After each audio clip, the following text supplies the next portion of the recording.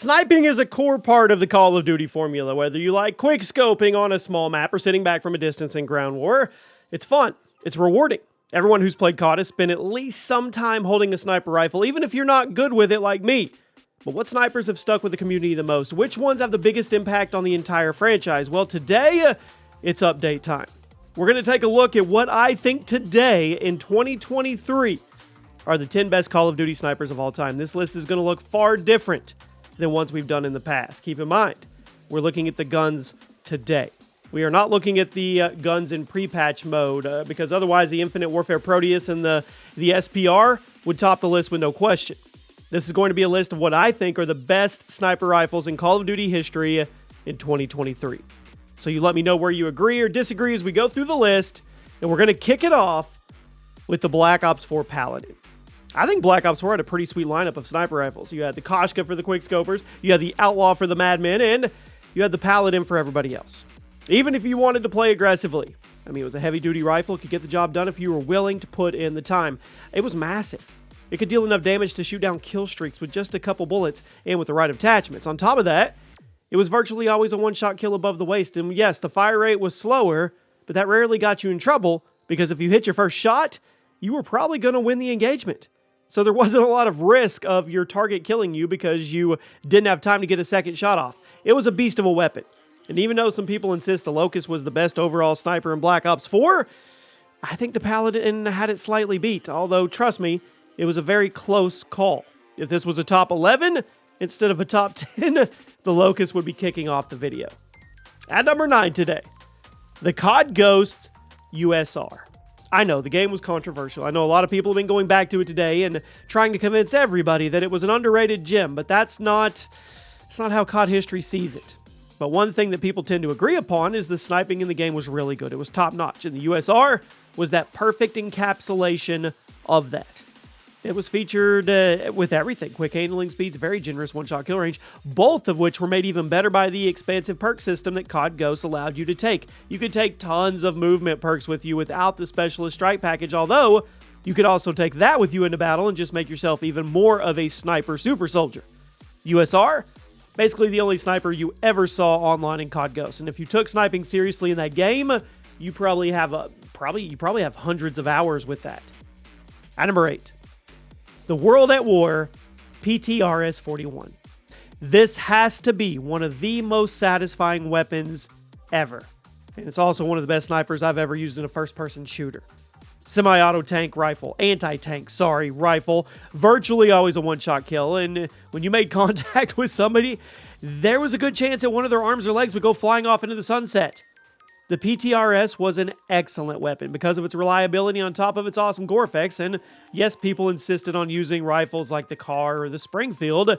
I just couldn't put it down. Maybe it's my nostalgia kicking in, but I think the PTRS was the best sniper in World at War. It's certainly one of the best snipers in COD history. World at War has been seeing a bit of a resurgence on Xbox, so go boot it up. Pick up this sniper if you've never tried it, and come back and report. At number 7. The Black Ops Cold War Swiss K31. Treyarch got the sniping community on their bad side during the life cycle of Cold War because of how many times they patched the core mechanics. It seemed like every few weeks the ADS times or the flinch severity were being adjusted on sniper rifles. It made the experiences inconsistent. But if there's one sniper that remained at the top of the pack, no matter what change, it was the Swiss. Huge hit in both core and multiplayer, Warzone, Battle Royale, it didn't matter. It was added to the game with Season 3 content, and it was essentially the perfect sniper for a game like Cold War. It wasn't as generous with one-shot kills as the Tundra or even the Pellington, but if you aimed high, you could reliably insta-kill your targets, and since the handling speeds were quicker than the other options, it rewarded you. It rewarded you for putting in time and getting good, which is how a sniper rifle should be. Both traditional snipers and quickscopers loved it. At number 6.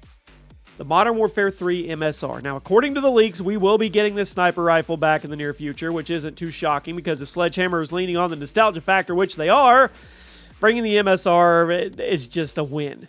Bolt-action sniper, meant to be a spiritual successor to the Intervention, and a lot of old-school COD players actually liked it better. Featured very smooth handling, a thunderous firing sound, and a pretty generous one-shot kill range, but it also required you to get good at the mechanics in order to use it effectively. The MSR with Modern Warfare 3 Specialist Strike Package was crazy. So many Moab videos around YouTube with this gun. Even though the Intervention is the more iconic of the two, I think I had more fun using the MSR, although that may just be my Modern Warfare 3 bias coming out. Now we crack into the top 5. The Black Ops 3 Locust. Now, sniping in this game was controversial when the game came out due to the removal of aim assist and inclusion of jetpacks and wall running, but the sniping community rallied around the Locust and turned the game into a sniper's paradise. The sniping mechanics may have been pretty hard to deal with in Black Ops 3, but the Locust was amazing. Fast fire rate, generous one-shot kill range, gigantic 10-round default mag. Even if you hated the jetpack era of Call of Duty, you got to admit, the Locust is an all-time best sniper rifle, and the firing sound? That was just the cherry on top of the sundae. It was great. Don't deny it. Don't argue. Let's move on. At number 4.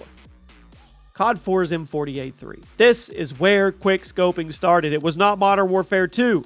Bolt action sniper, smooth, quick, reliable. On top of that, had some of the best firing sound effects in franchise history. The crack of this thing was enough to make the enemy start looking around for trouble. And that light green default finish is one of my favorites in any first-person shooter. If you like quick scoping or aggressive sniping in COD, you owe the M40A3 a huge thank you. It's a shame. A lot of people never got to experience it back in the day, but I guess that's the 360 era of CODs, and they have their servers fixed up. You could go log in and give it a shot. It's going to feel a little janky compared to modern COD games, but it's timeless. At number 3, the Black Ops 2 DSR-50, even though it was nerfed, it's still one of the most iconic sniper rifles in COD history. The OG version of this gun was arguably overpowered, but even after it was patched, it was still an insta-kill. Still had smooth handling, even if the fire rate was a little slower. If you never got to experience the OG DSR, I'm sorry. Look up the videos of the gun during the first few weeks of Black Ops 2. You will see why everybody fell in love with it. So even though I said at the beginning of the video we're going to be looking at current versions, I still think the DSR deserves a number 3 spot. Even after the nerfs, it was still powerful, popular, and put simply, if we're talking about COD sniper rifles based on their stats and potential, I think the DSR can stand up to the best of them. I get the pre-patch version was better, obviously. But the current version, I think it's still a freak of nature. I'm confident. At number 2, the Black Ops 2 Ballista. After the DSR was patched, everybody dropped it and picked up the Ballista. But even if the DSR had never been nerfed, a lot of people like this thing. In fact, I would argue the Ballista may be more iconic to Call of Duty than the DSR. Fast, smooth, force you to get good aim high if you wanted consistent one-shot kills. Quickly became the number 1 most used sniper rifle in Call of Duty after the DSR was patched. And even though the DSR was more popular before the infamous nerf, I think the Ballista deserves a slightly higher spot because ultimately, it was better fit for the gameplay of Black Ops 2. It eventually became almost as iconic as some of the best snipers in COD history. To me, it's the perfect example of what a quick-scoping sniper rifle should be like, but there's still one more rifle that you already know what it's going to be. I just can't deny it. At number 1, the Modern Warfare 2 Intervention. We know it's iconic, not just to Call of Duty, but to first-person shooters in general. Bolt action sniper, very quick fire rate, great handling speeds, but what made it so iconic was the firing sound and that one-shot kill range. You mix all those together in a bag, you have one of the best weapons ever put in a multiplayer game. Did not take people long around the world to start making montages and showing their skills off. Every COD sniper is compared to the Intervention, and always will be. In a lot of ways, I think it will literally never be surpassed in terms of being an iconic sniper rifle because the weapon wasn't just good, it captured a moment in gaming history. That's just not the kind of thing you can replicate. Sledgehammer could make a perfect 1-to-1 remake of the Intervention in Modern Warfare 3, still not going to be quite the same. And that is why it has the number 1 spot on the list today. Let me know where you guys agree or disagree. Let me know one sniper rifle that should have made the list, and I'll see you soon.